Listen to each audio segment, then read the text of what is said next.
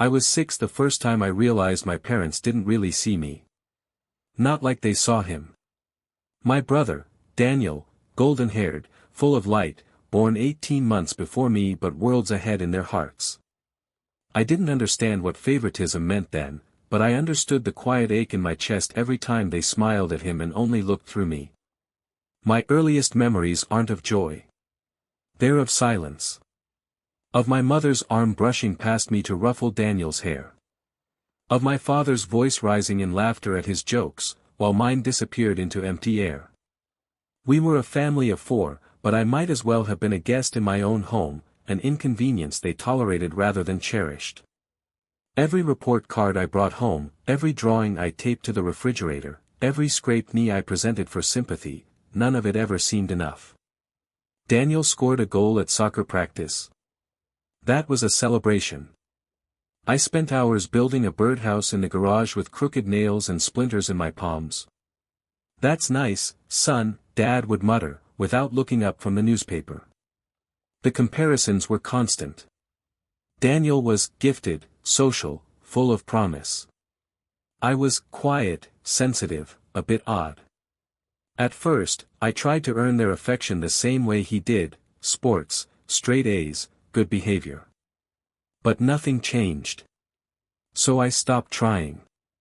I began spending more time in the attic, reading books I didn't understand just to feel like I had a world that was mine. I remember one winter morning, maybe I was 10, we were building a snowman in the yard. I'd rolled the biggest base I could manage and proudly called my dad over to show him. He gave it one look, then turned to Daniel and said, "That's how it's done." I stood there, frostbitten fingers and all, and quietly watched as they posed for pictures beside my snowman. I didn't cry. Not then. But later that night, when the house was quiet and the furnace hummed like a lullaby for the unloved, I buried my face in my pillow and let the tears come. That's when I made myself a promise, one only a child could make and believe, one day, I'll matter. To someone. Somehow. As the years passed, I became good at hiding the wounds. A polite smile, a nod, a few words spoken only when spoken to. I learned that invisibility wasn't so bad, it meant I didn't have to get hurt. But deep down, I was always watching. Always measuring the weight of affection they gave so freely to him and so sparingly to me. By the time I hit high school, Daniel was a local celebrity. Football star. Prom king. He got the car for his 17th birthday, I got the lecture about hard work and responsibility. I didn't hate him. Not yet. He was charming and good at pretending he cared. But I hated what he represented, proof that I was never enough. I applied to colleges out of state, anywhere that would take me far from the suffocating house where love was conditional and warmth was rationed. On graduation night, my father stood beside Daniel, his arm draped over his shoulder, beaming with pride. He shook my hand like I was a colleague. My mother dabbed her eyes with a tissue after Daniel's speech. She barely clapped for mine. That night, I packed my bags and left. No long goodbyes. No tears. Just a quiet closing of a door that had never been mine to open in the first place. I thought that would be the end of the pain. I thought freedom would be enough. I was wrong. Freedom didn't come with fireworks. It came in the form of a bus ticket to a city I'd never seen and a one-bedroom apartment above a noisy deli. The walls were thin, the radiator wheezed like an asthmatic cat, and the smell of garlic lived in the carpet, but it was mine. For the first time in my life, I breathed air that didn't feel borrowed. I didn't have a grand plan. Just a backpack, 2 changes of clothes, and a part-time job loading boxes at a shipping warehouse. It was brutal work. Long hours, low pay, aching joints.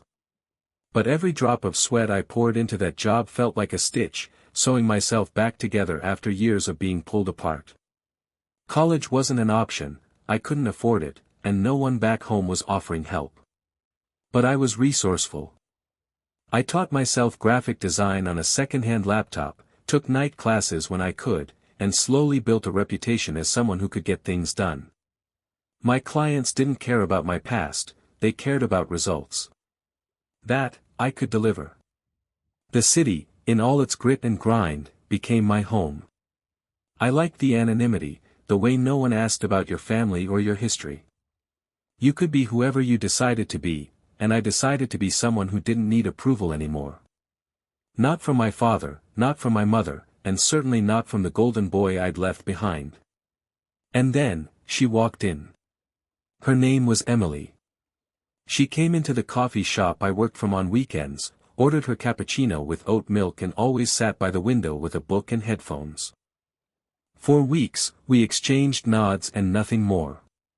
Until one rainy afternoon, when the power flickered and her music cut out.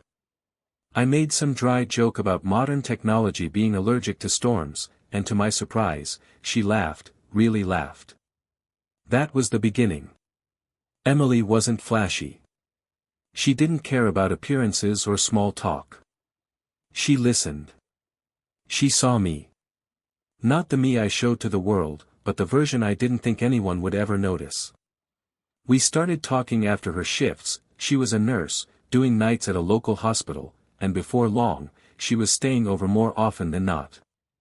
Her presence filled the apartment with something I hadn't known I was missing, peace. We built our life piece by piece. A modest condo in the suburbs. Shared bills. Groceries on Sundays. We got a dog, Milo, a shaggy mutt with one floppy ear and a habit of stealing socks. I started my own design firm from our spare bedroom. Emily encouraged me every step of the way, reminding me in 100 quiet ways that I was capable, worthy, loved. I married her under an oak tree in a friend's backyard. Small crowd, simple vows. I didn't invite my family. She asked me once, gently, why. I told her I didn't have one. She never pushed. For a while, life felt like a dream I hadn't dared to believe in. We laughed. We struggled. We grew. Emily brought a softness into my world that I didn't think could exist for people like me. For a time, I believed I had escaped the shadows of my past. But the thing about shadows is, they stretch. Especially when you stop looking behind you. It started with a voicemail. My mother. Her voice brittle, distant, Daniel's moving to your city. He wants to reconnect. I stared at the phone for a long time. Part of me wanted to delete it and never look back. But Emily, with her ever-patient heart, said, maybe it's worth hearing him out. Maybe people can change. Maybe. Or maybe they just learn new ways to lie. The first time I saw Daniel again, he looked exactly how I remembered, and nothing like I remembered at all. He showed up to lunch wearing that effortless smile he used to flash at teachers and girls and anyone who could do something for him. Except now, it was paired with a faint touch of gray at his temples and that gleam in his eye, the one I'd forgotten how much I hated. The kind of gleam that says, I always win. Little bro, he said, clapping me on the back like we'd just parted ways last week. You look good. I wanted to laugh at the absurdity. I hadn't seen him in 12 years. Not a single call. Not even a message on my wedding day. And now he wanted lunch. Still, I let him sit across from me. I let him charm the waitress, order for the table, talk like nothing had ever happened. Because that's what I do, right? I listen. I observe. I give people the rope they need, and wait to see if they hang themselves. He told me he'd taken a job in town. Big firm. Project manager. Some tech merger. Needed a fresh start, he said. New chapter. And then, as if it was an afterthought, Mom says you're married. Emily, right? I'd love to meet her. I didn't love that idea. But I nodded. Emily, being who she is, welcomed the olive branch. She invited him over for dinner the following week. She made her famous eggplant lasagna. He brought wine and compliments and stories that danced between self-deprecating and self-congratulatory. And for a while, I tried to believe maybe it wasn't a trick. Maybe he had changed. Maybe time had softened the sharp edges of our childhood. Maybe I wasn't still that forgotten kid in the corner of every family photo. But it wasn't long before the unease returned. It started small. A joke here. A smirk there. He'd pat Emily on the shoulder and linger a half-second too long. Comment on her cooking, her dress, her laugh, always with a brotherly wink that made my stomach tighten.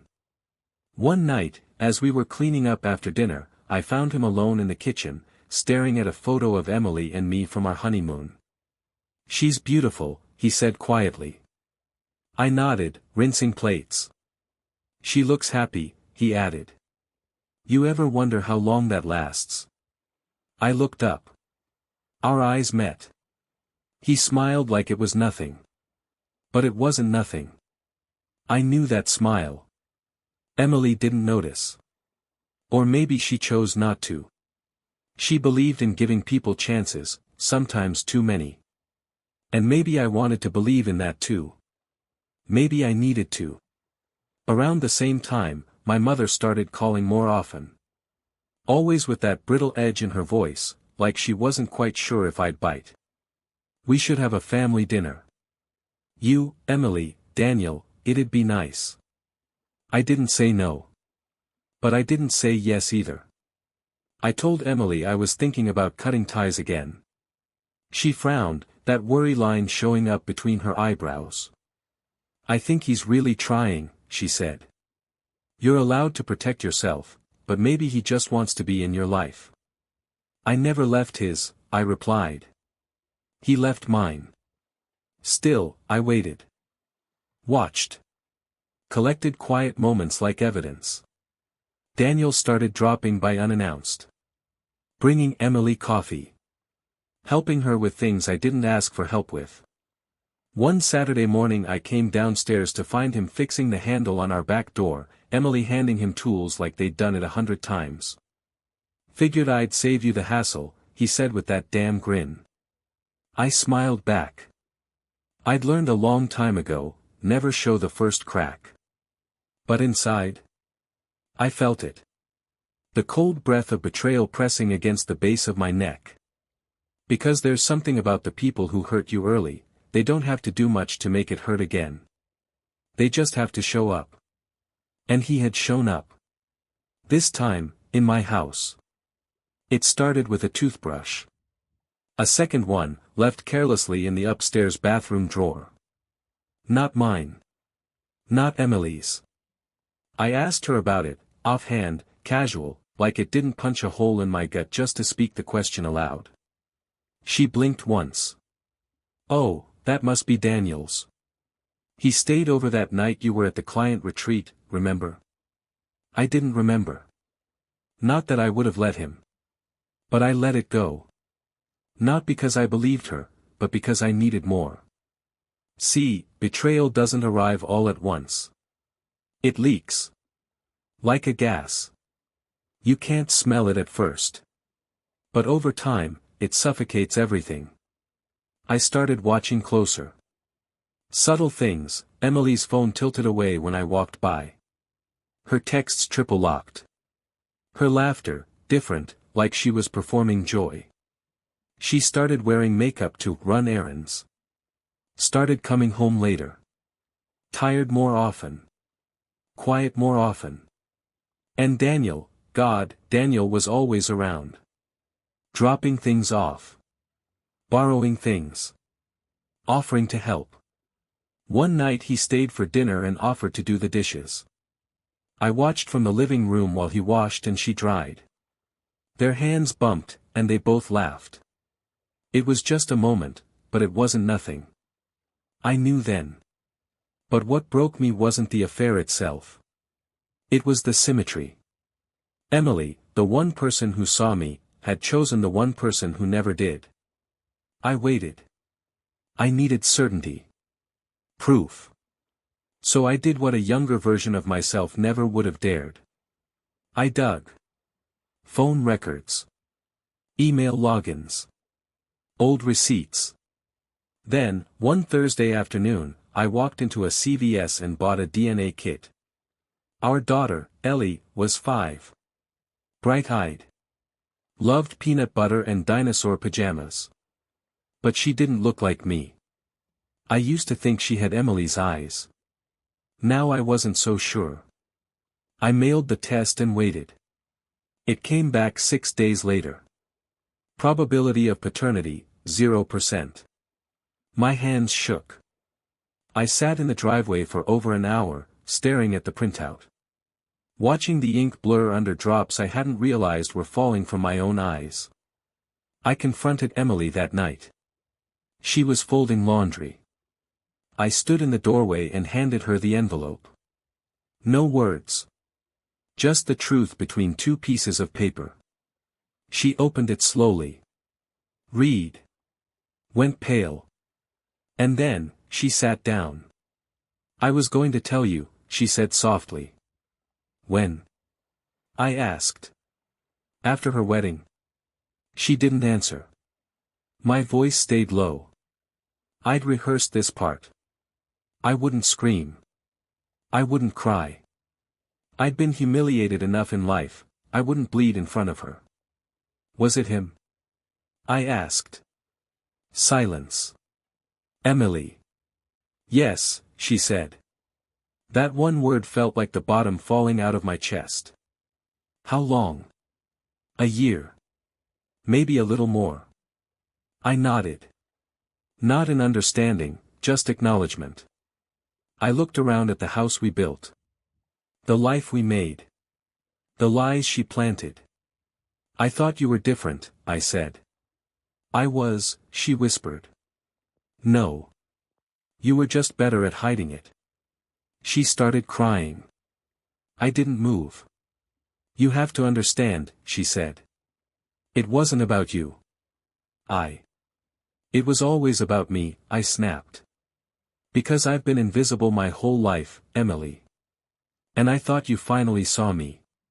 But you didn't. You saw a project. A placeholder. A man to build a life with until something shinier walked through the door. That's not true, she said through tears. I love you. No, I said. You loved that I loved you. There's a difference. I filed for divorce the next day. No screaming match.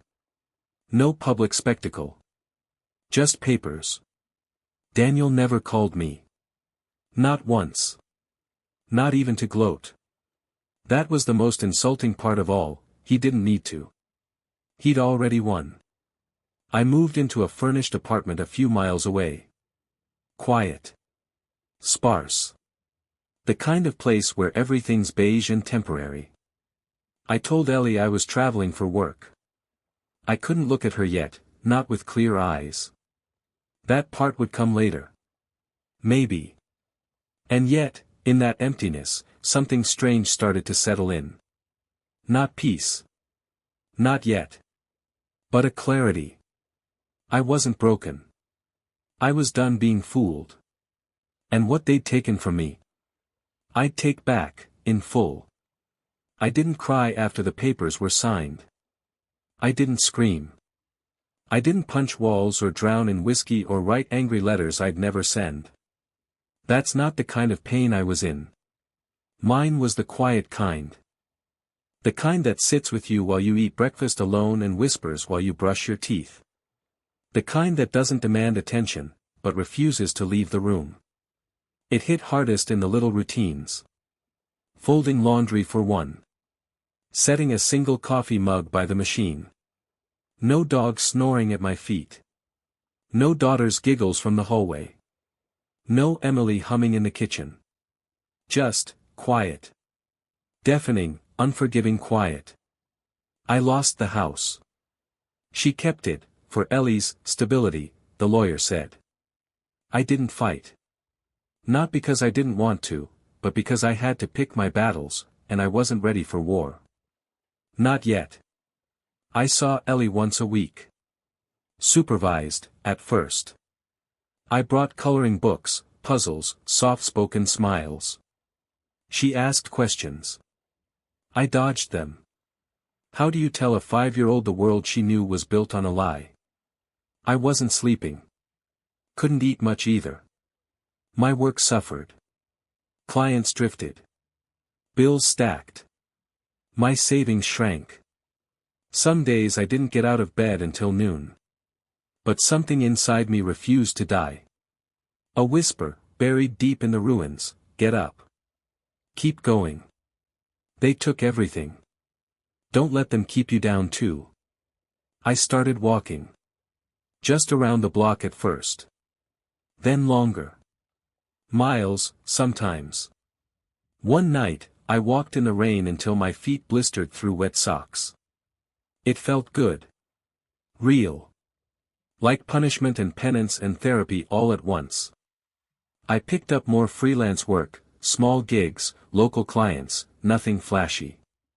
Slowly, I rebuilt. I created a new logo for myself, one I didn't hate.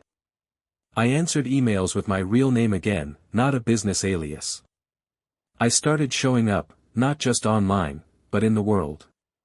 A few months in, I got a call from a startup CEO I'd helped years ago. He was expanding, needed someone he could trust. I almost said no. Almost.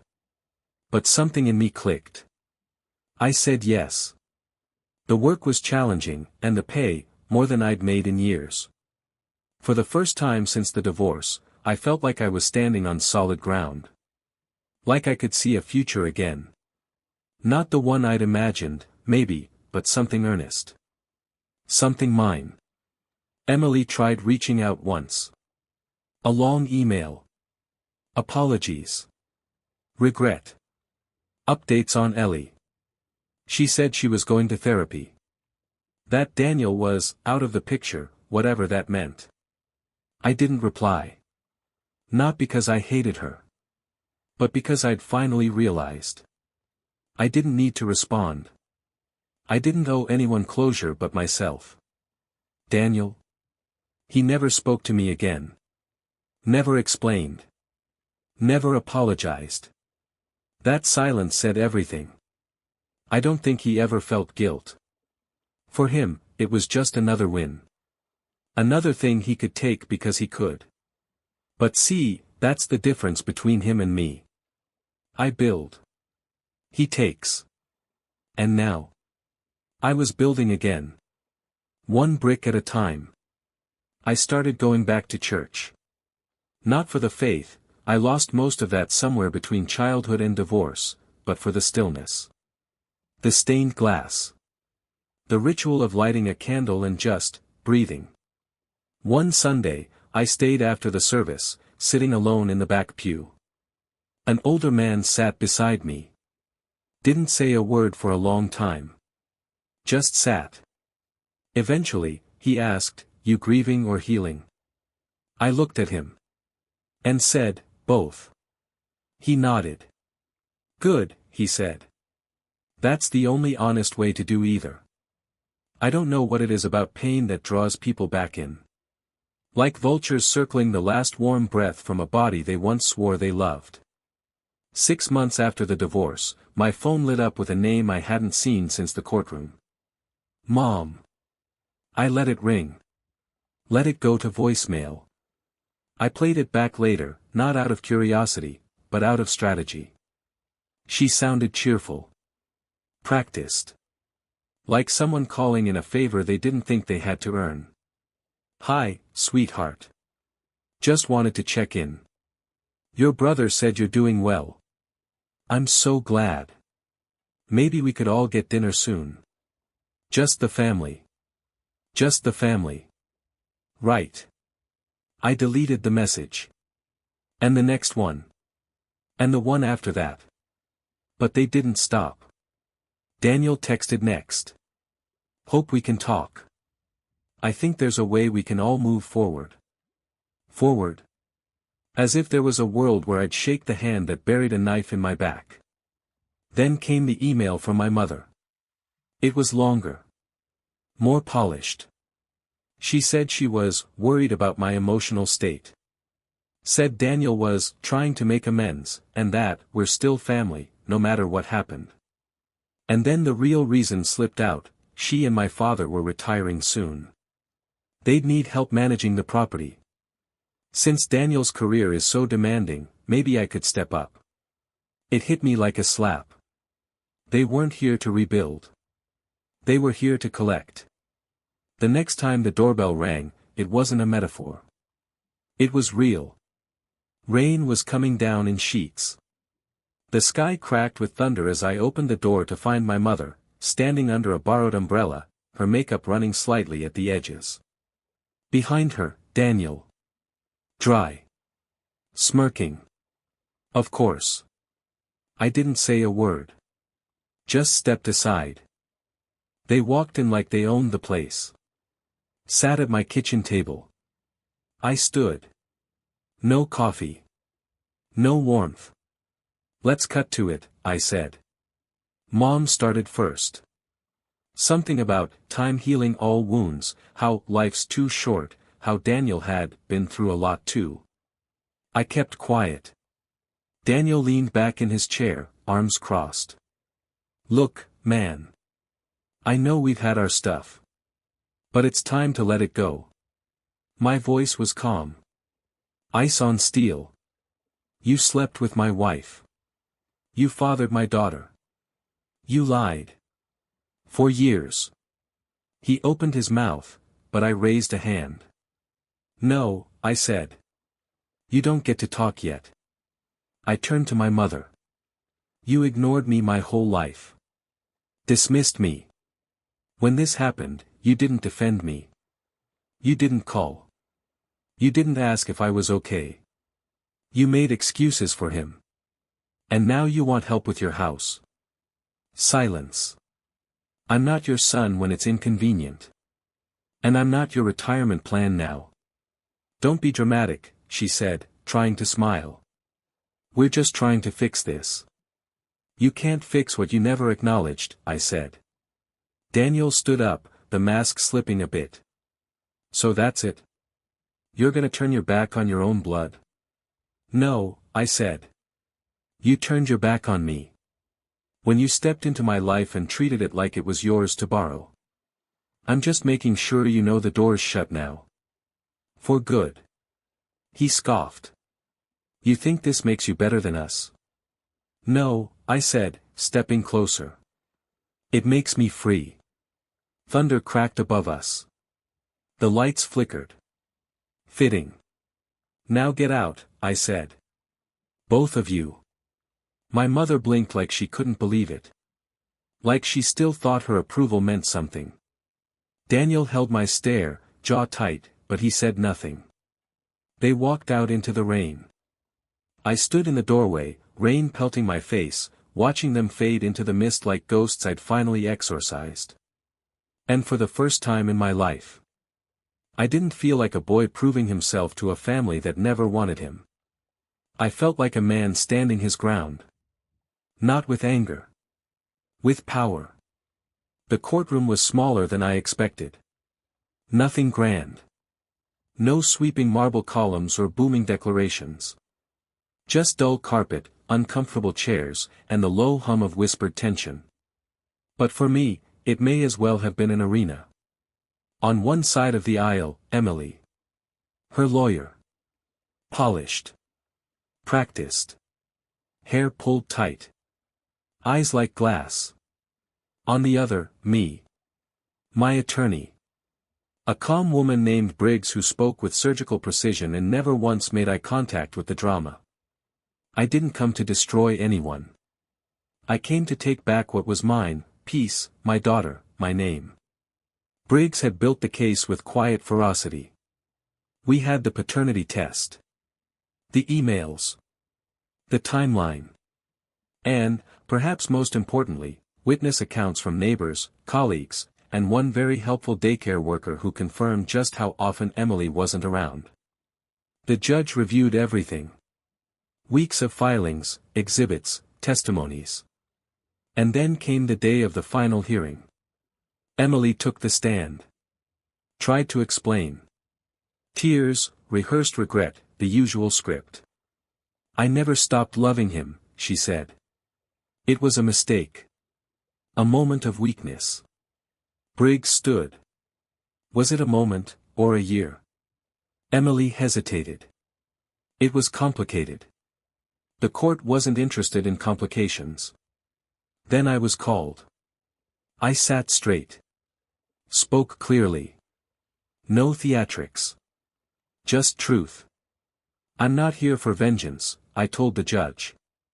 I'm here because I built a life. A home. A family. And while I may not share DNA with my daughter, I'm the one who's been there. I'm the one who made her breakfast, cleaned up her scrapes, read her the same book 10 times in a row. I'm her father. Period. I could feel it land in the room. Not like thunder, but like a nail driven into wood. Later that afternoon, the verdict was delivered. Primary custody awarded to the father. No spousal support. Shared assets split in a manner reflecting unequal contribution. I didn't smile. I didn't celebrate. I just exhaled, like I'd been holding my breath since the moment the truth first cracked open. Outside the courthouse, I stood in the sun. The air felt different. Real. Emily passed me on the way out. She didn't say a word. Neither did I. Daniel wasn't there. Of course he wasn't. I got home that night to find Ellie waiting on the front porch with her favorite dinosaur backpack, a juice box in her hand and her hair braided just like she liked. "You're coming home, huh?" I asked, kneeling in front of her. She nodded. "You still love me even if I'm not your real dad?" I felt my throat tighten. "You are," I said. "You'll always be." And just like that, she hugged me harder than she ever had before. Weeks passed. Then months. We built a new life, just the two of us. No more split schedules. No more living like a guest in my own fatherhood. I painted her room bright blue. Adopted a dog she named Rocket. We danced in the kitchen. We watched bad movies. We learned how to be okay. I even started dating again. Nothing serious. Just, open doors. And for once, I didn't walk into them hoping someone would heal me. Because I wasn't broken anymore. I was reforged. I still see Daniel's name from time to time, mutual connections, old college news. But I don't flinch. I don't burn. I feel nothing. And my mother? We haven't spoken since the day she stood in my kitchen and tried to rewrite history. That silence. It's not bitterness. It's boundaries. Sometimes, the greatest revenge is simply moving on. I walk into every room now with my head high, not because I'm proud of what I've endured, but because I know who I am without needing anyone else to confirm it. A father. A builder. A man no longer haunted by the shadow of his brother or the silence of his past. They tried to bury me. But I wasn't the seed. I was the storm.